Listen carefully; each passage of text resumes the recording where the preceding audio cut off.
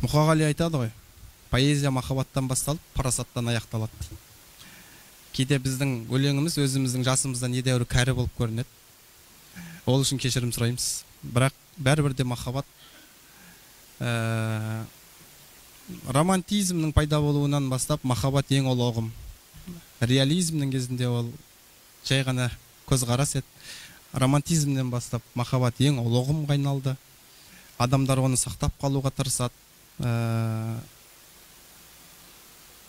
Достоевский, Лев Толстойдың сөзі бар ғой. Әлемді сұлулық құтқарады. Жоқ, әлемді мейірім құтқаратын сияқты. Дәл қазіргі қоғамда, дәл қазіргі адамзаттың өріс алып бара жатқан бағытында ешқандай да сұлулық емес, әлемді, адамзатты мейірім құтқарады. Ол сіздің жүрегіңізде. Сол махаббат туралы өлең оқиық енді, әлі 25-тен кеше ғана астық қой.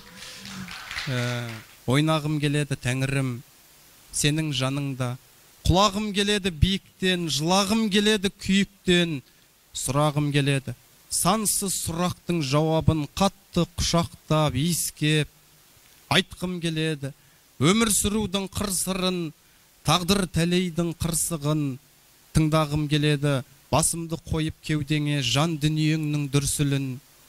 Бұралаң, бәрі бұралаң, жалғыз қалғанда Құдайдан сені сұрағам, жалғыз жалғанда ұмайдан сені сұрағам. Сен екенсің ғой, түпсіз тұңғиық түнекте жап-жарық болған бір адам, жап-жарық болған періштем.